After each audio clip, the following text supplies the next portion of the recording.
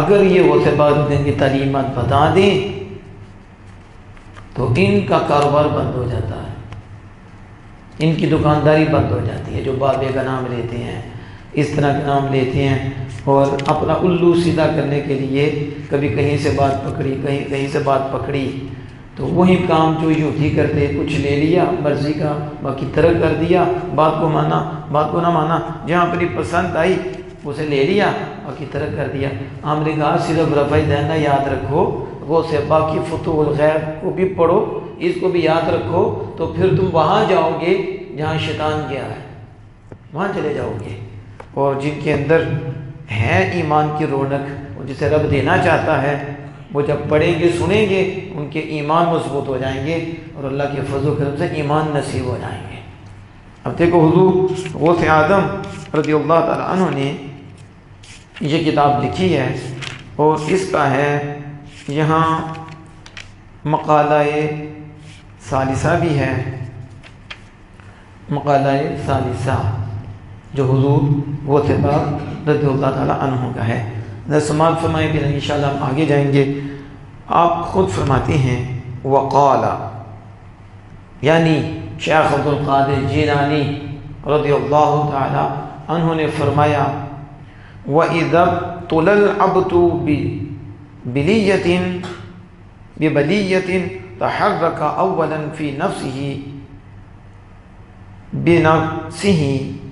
فَإِن لَّمْ يَتَخَلَّصْ مِنْهَا اسْتَعَانَ بِغَيْرِهِ مِنَ الْخَلْقِ كَالسَّلَاطِينِ وَأَرْبَابِ الْمَنَاصِبِ وَأَبْنَاءِ الدُّنْيَا وَأَصْحَابِ الْأَمْوَالِ وَأَهْلِ الطِّبِّ فِي الْأَمْرَاضِ وَالْأَوْجَاعِ فَإِن لَّمْ يَجِدْ فِي ذَلِكَ خَلَاصًا رَجَعَ حِينَئِذٍ إِلَى رَبِّهِ عَزَّ وَجَلَّ بالدعاء والتضرع والثناء فما دام يجد عند نفسه نصرة لم يرجع إلى الخلق وما دام يجد عند الخلق نصرة لم يرجع إلى الخالق۔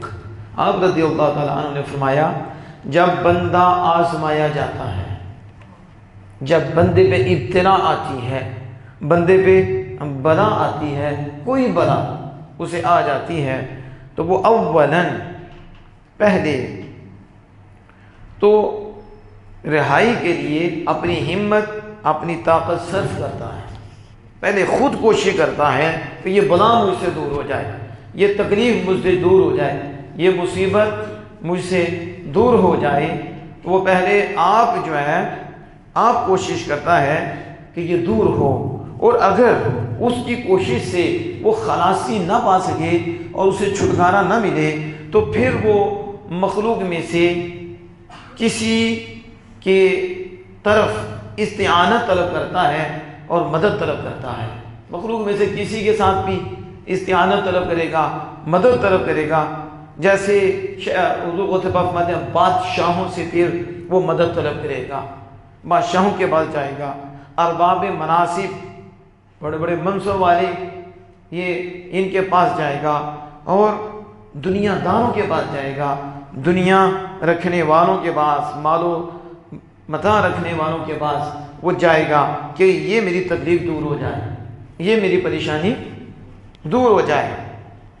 اب یہاں آپ نے یہ چیز یہ رکھنی ہے، یہ جو رفع دین کا معاملہ اٹھا کر لوگوں کو پریشان کر رہا ہے، اور ہم نے کتنا لوگوں کو ہم سمجھایا کہ اس کو نہ سنو، یہ جاہل قسم کا آدمی ہے، بے ادب ہے، کفر بکتا ہے، اس لیے پڑھے ہی کچھ نہیں، اور ایک فروئی مسئلہ لے کر شروع ہو گیا، نہ وہ کفر کا مسئلہ، نہ حرام کا مسئلہ ہے، جواز کا ایک مسئلہ ہے، وہ کر لی جائز ہے، بہتر ہے، لیکن پھر اس میں حضور غوث پاک کا نام بھی لیتا ہے، اور پھر یہ جو اللہ کے بندوں سے جو مدد ہے اس پہ بھی شرک و کفر کے فتوے کہ یہ ناجائز، شرک، کفر، اللہ کے بندے مدد نہیں کر سکتے، کسی سے مدد نہیں لینی چاہیے، اور اس طرح وہ بڑے طریقے سے یہ واردات کرتا ہے۔ اور آپ کو پتہ ہے یہ پرانے لوگ ہیں خارجی، ان کا بھی یہی کام ہے، تو میں کہتا ہوں کہ ان کو رفع دین تو نظر آتا ہے، لیکن غوث پاک فرماتے ہیں جب کوئی بندہ کسی مصیبت میں آزمایا جاتا ہے اور اللہ کی طرف سے بلا اور مصیبت آتی ہے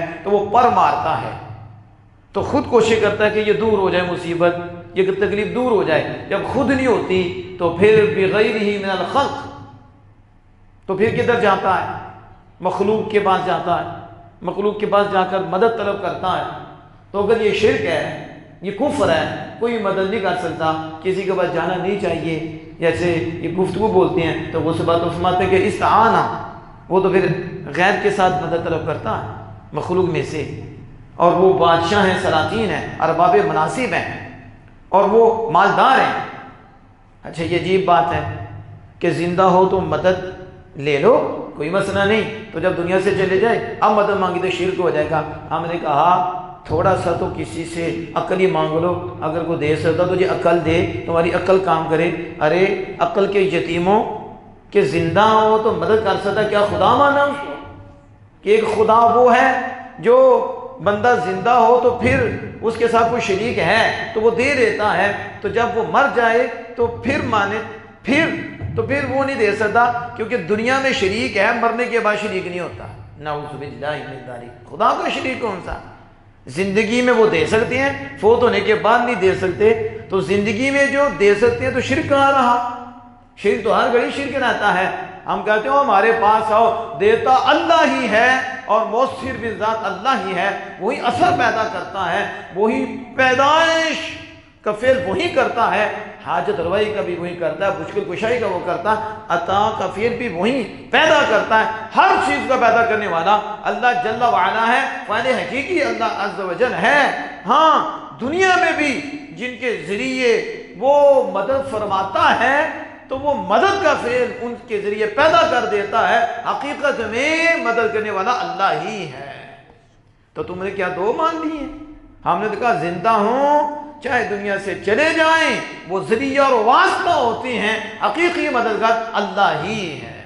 اب وہ سے باپ ماتے ہیں کہ وہ بادشاہوں کے پاس چلا جاتا ہے، سلاطین کے پاس جاتا ہے، ارباب مناصب کے پاس جاتا ہے، مالداروں کے پاس، اہل ثروت کے پاس جاتا ہے، اور ان سے اپنی مشکل کے حوالے سے گفتگو کرتا ہے کہ میری مشکل دور ہو جائے، یہ پریشانی دور ہو جائے۔ اور اسی طرح ظاہر ہے پھر اور بھی ذرائع ہیں، طبیب ہیں، طبہ ہیں، اور بھی ذرائع ہیں، وہ ذرائع اختیار کرتا ہے، جیسے اہل طب فی الامراض۔ تو اب آپ فرماتے ہیں کہ ان ذرائع سے بھی رنج و بلا سے چھٹکارا حاصل نہ کر سکے تو پھر کیا کرتا ہے؟ جب وہ دیکھتا ہے کہ یہاں سے بھی حل نہیں ہوا، یہاں سے بھی حل نہیں ہوا، یہاں سے بھی مسئلہ حل نہیں ہوا، تو وہ سبب فرماتے ہیں اس وقت راجع حینئذ الی رب عز وجل بالدعاء والتضرع والثناء فما دام یجد عند نفسه نصرة لم یرجع الی الخلق۔ آپ فرماتے ہیں پھر اس وقت وہ بندہ اللہ عز وجل کی طرف رجوع کرتا ہے، جب دیکھتا ہے کہ سلاطین سے بھی یہ مسئلہ حل نہیں ہوا، میری پریشانی دور نہیں ہوئی، خلاصہ چھٹکارا نہیں ملا، تو پھر وہ رجوع کرتا ہے اللہ عز و جل کی طرف، دعا کے ساتھ، تضرع کے ساتھ دعا کرتا ہے، روتا ہے، اللہ کی ثنا کرتا ہے۔ بس جب تک وہ اپنے نفس کے پاس ہمیشہ دائمی اپنے نفس کے پاس وہ نصرت نہیں پاتا تو لم یرجع الی الخلق، تو وہ مخلوق کی طرف نہیں لوٹتا، مخلوق کی طرف نہیں جاتا، کیونکہ آپ فرماتے ہیں کہ پھر اللہ رب العزت کی بارگاہ کی طرف متوجہ ہوتا ہے، دعائیں مانگتا ہے، اور اللہ تعالیٰ کی بارگاہ سے تضرع جاری کرتا ہے، اور اس کی صفات لطف و کرم بیان کر کے تعریفیں کرتا ہے کہ اس کی صفات لطف و کرم، مالک تو بڑا کریم ہے، بڑا رحیم ہے، بڑا مہربان ہے، بڑا فضل فرمانے والا ہے۔ تو یہ تعریفیں کر کے اسے یاد کرتا ہے۔ اور پھر شیخ عبدالمدثر دہلوی رحمہ اللہ تعالیٰ فرماتے ہیں اولاد آدم کا یہی طریقہ ہے کہ جب تک خود مقابلہ کر سکتا ہو اس وقت تک دوسروں کے دروازے پر نہیں جاتا، جب خود مقابلہ کر سکتا ہو تو کسی اور کے دروازے پہ نہیں جاتا اور ان کی طرف متوجہ نہیں ہوتا، اور جب تک مخلوق سے تعاون حاصل رہے وہ خالق کی بارگاہ سے دور رہتا ہے، تو وہ اللہ عز و جل کی بارگاہ سے دور رہتا ہے، اور جب وہ اللہ تعالیٰ کی طرف سے مدد نہیں پاتا تو اس کی بارگاہ میں سوال، دعا، تضرع، پھر ثنا، اور ظاہر کرتا ہے کہ میں محتاج ہوں، اور قہر خداوندی سے ڈرتا ہے، اس کے لطف کا امیدوار رہتا ہے کہ اللہ پاک مہربانی فرمائے گا۔ پھر اللہ تعالیٰ اسے دعا کرنے سے عاجز کر دیتا ہے، دعا کرنے سے بھی عاجز کر دیتا ہے۔ اس کی دعا کو شرف قبولیت نہیں بخشتا. اب وہ تڑپتا ہے، روتا ہے، اللہ کی صفات کا تذکرہ کرتا ہے، ہماری تو بڑا رحیم، بڑا مہربان ہے، اور ڈرتا بھی ہے، اس کی صفت جلال سے بھی ڈرتا ہے، اس کے جلال سے بھی ڈرتا ہے، خائف بھی ہوتا ہے، لطف و کرم کا امیدوار بھی ہوتا ہے، اور توجہ اللہ پاک کی طرف کیے ہوئے ہے. اللہ عز و جل اس کی دعا قبول نہیں کرتا. اللہ عز و جل اس کی دعا قبول نہیں کرتا، پھر بلکہ اسے عاجز کر دیتا ہے کہ اس کی دعا کو شرف قبولیت نہیں بخشتا، حتیٰ کہ وہ تمام اسباب سے منقطع ہو کر رہ جاتا ہے. اب کون سا سبب اس کا رہا؟ سارے سبب تو اس کے ختم ہو گئے، ادھر بھی اب اللہ کی طرف سے نہیں ملتا، تو اللہ پاک سارے اسباب اور ذرائع سے اسے الگ کر دیتا ہے. اب وہ کیسے ہو گیا جس کا ذریعہ کوئی نہیں، وسیلے کوئی نہیں، اب تو وہ منقطع کر دیتا ہے.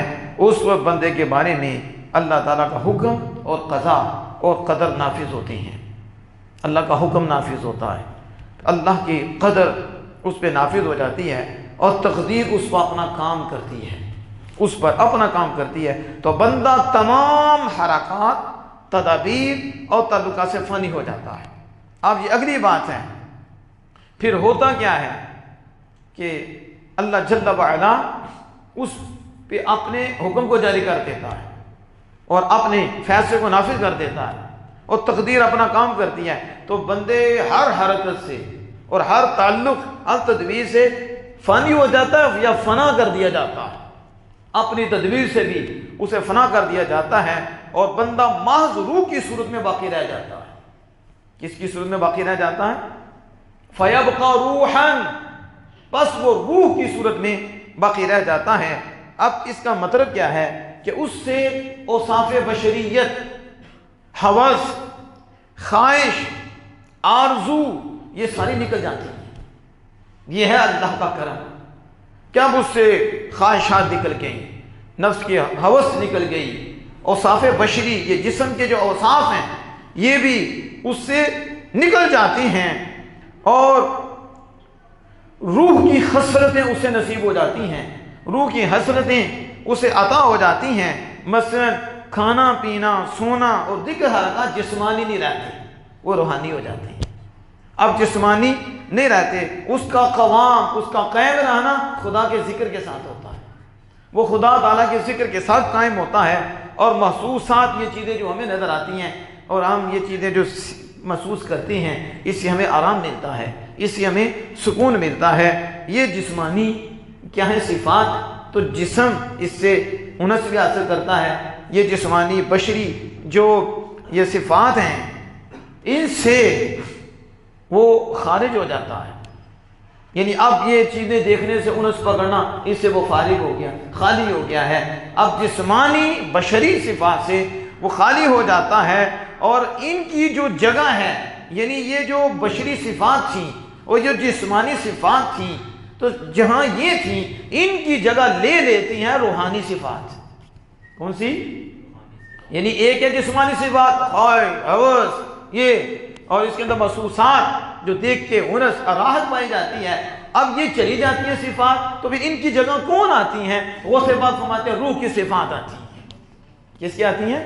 کیونکہ روح کی صفات ان صفات کی ضد ہیں، ان کی ضد ہیں. یہی میں نے پیچھے بھی کہا تھا، میں نے کہا تھا ولی اسے کہتے ہیں جو نفس کے خلاف چلتا ہے، نفس کے خلاف کرتا ہے اور مالی کی مرضی کے مطابق عمل کرتا ہے.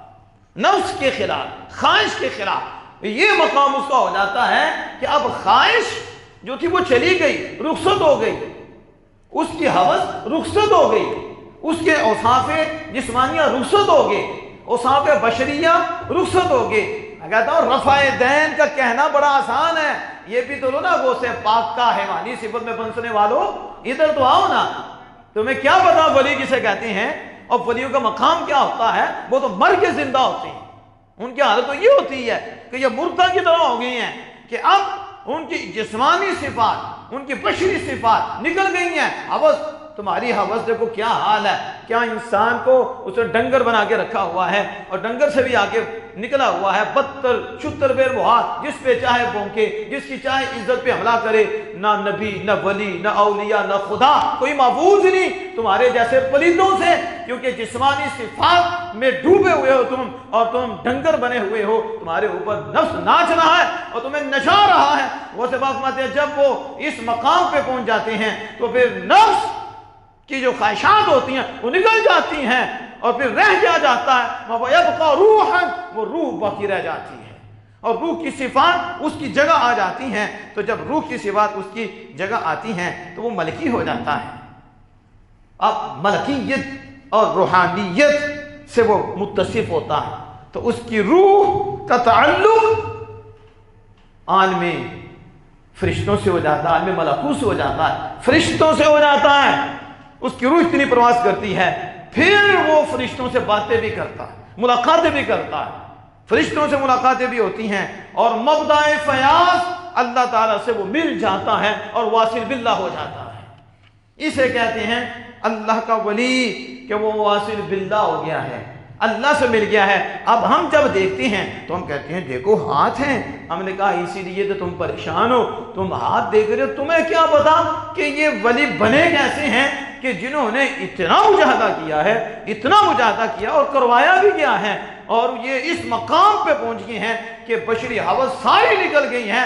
اب ان کی جگہ اللہ نے روح کی صفات رکھ دی ہیں، اب یہ بولتے بھی ہیں تو رب سے بولتے ہیں، دیکھتے بھی ہیں تو رب سے دیکھتے ہیں، ان کی روح ملکوتی ہو جاتی ہے اور اس کا تعلق فرشتوں سے ہو جاتا ہے، اور مبدأ فیاض اللہ عز و جل سے یہ متصل اور واصل باللہ ہو جاتی ہیں۔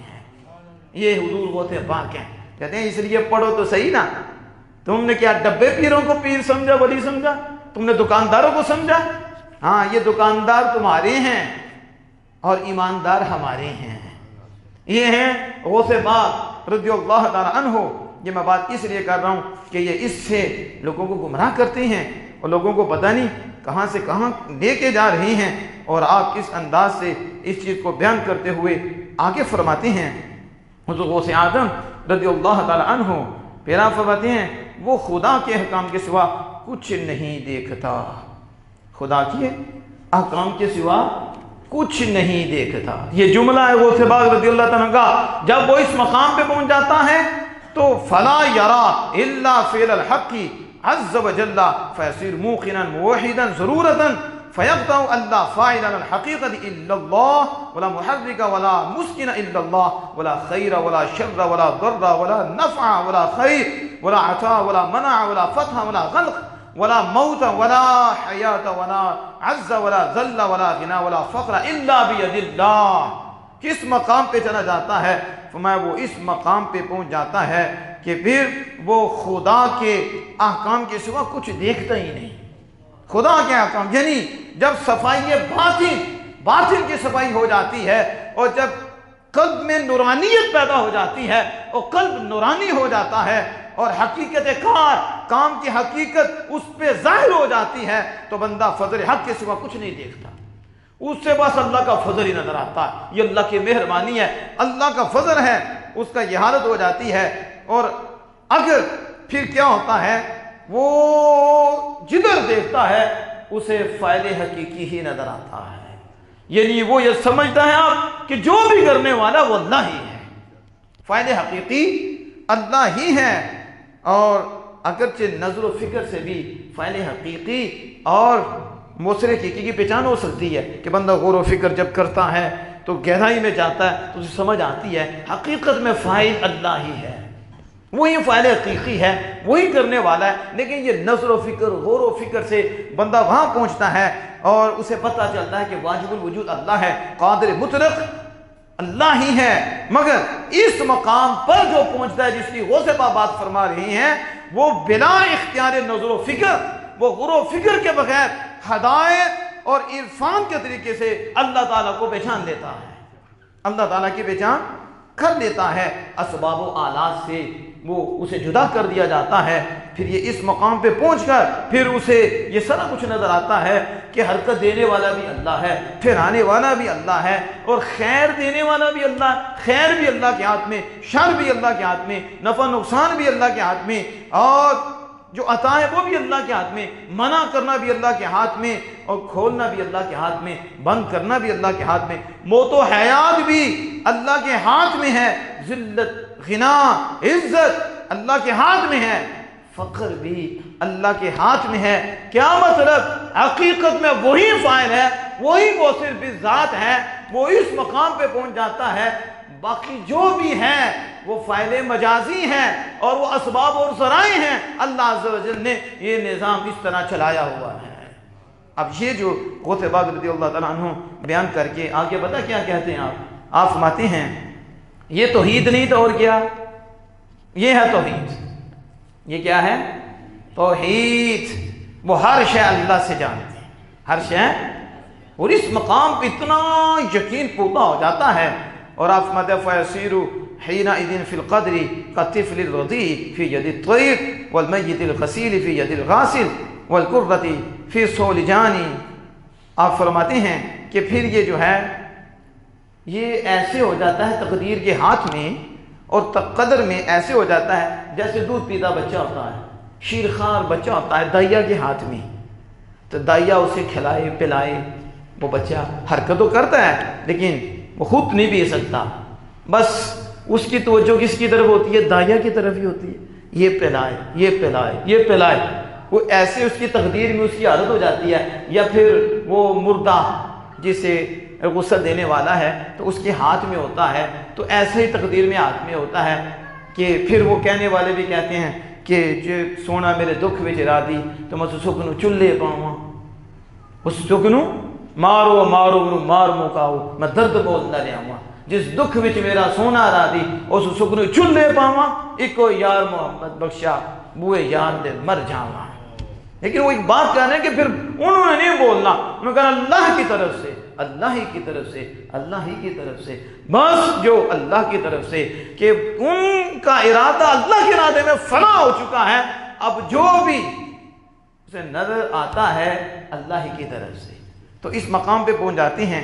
پھر حتیٰ کہ آپ گیند کی طرح وہ قدر کے ہاتھ میں ہو جاتے ہیں، گیند کو جیسے مرضی گراؤ، جدھر مرضی رکھو، جدھر اس کی اپنی کوئی مرضی نہیں ہوتی، کوئی حرکت نہیں، بس یہ بھی اس مقام پہ پہنچ جاتا ہے کہ پھر اس کی نہیں، ظاہر ہے جو یہ سوچے گا اس کا جو خواہش ہوگی وہ خواہش فنا کر چکا ہے، وہ اللہ کا ارادہ ہوگا، اللہ کا ارادہ ہوگا۔ اس کو حضور غوث اعظم رضی اللہ تعالیٰ بیان فرما کے آگے پھر جو آگے مزید آپ نے بیان فرمایا وہ کیا تھا؟ آپ فرماتے ہیں پھر وہ کیا ہوتا ہے؟ فرمایا کہ وہ وَلَا فِي غَيْرِ فَهُوَ غَائِبٌ عَن نَفْسِهِ فِي فِعْلِ مَوْلَاهُ۔ ہم کہتے ہیں یہ فی فعل مولا، یہ غوث پاک ہیں۔ تم کہتے ہو یہ دکانداری ہے، ہم نے کہا تجھے کسی کتے نے بٹھایا ہے کہ تو بھونکتا رہے اولیاء پر اور اپنی مطلب کی بات کرے، پڑھا یہ عربی اور سمجھانا غوث پاک رضی اللہ عنہ کیا کہتے ہیں۔ جب وہ اس مقام پہ پہنچ جاتا ہے فَهُوَ غَائِبٌ عَن نَفْسِهِ، وہ اپنی نفس سے غائب ہو جاتا ہے، وہ اپنی ذات سے یہ کہے گا باپوں کی باتیں ہیں۔ کیا کہے گا؟ کس کی باتیں ہیں؟ تو میں نے کہا تو عرش تو نہ ہے کیا ہیں؟ کسے؟ عرش سے لے کے آئے ہیں، جبریل آت کے بھئی دے دا تجھے، ہمیں جو بھی ملا ہے بزرگوں سے ملا ہے۔ امام بخاری، امام مسلم جو بھی ہیں سارے ہمارے باپ ہیں، بزرگ ہیں، اللہ نے ڈائریکٹ دیے ہی نہیں، دیا ہے تو اپنے محبوب کے ذریعے دیا ہے، ڈائریکٹ کسی کو دیے ہی نہیں، کہا مانو محبوب کو، محبوب کو مانو، محبوب کو مان لیا، رب کو مان لیا، تو فَهُوَ غَائِبٌ عَن، وہ اپنے نفس سے غائب ہوتا ہے، اپنے اسے تو مذاق بنائیں گے، کیا بنائیں گے؟ مذاق بنا کر جہنم میں جائیں گے اور پھر جا کر پچھتائیں گے۔ ہم کہتے ہیں آج ہی مان جاؤ وگرنہ بڑی سخت سزا ہے، چھٹکارا نہیں ملنا۔ وہ سبب فرماتے ہیں وہ اپنے نفس سے غائب ہوتا ہے، تو سوال یہ ہے غائب کہاں ہوتا ہے؟ اسے اپنے نفس سے بھی غائب ہو گیا، اب نفس کا بھی نہیں اسے پتا، اپنی ذات کا بھی نہیں پتا، تو پھر کس کا پتا ہے کہ اور گیا کہاں ہے؟ موجود بھی یہاں ہے تو پھر غائب کہاں ہے؟ یہ سمجھتے ہیں کہ جسم ہی غائب ہو تو غائب ہوتا ہے، انہیں کیا پتا کہ ارادہ کسی میں گم ہو جائے اسے غائب کہتے ہیں۔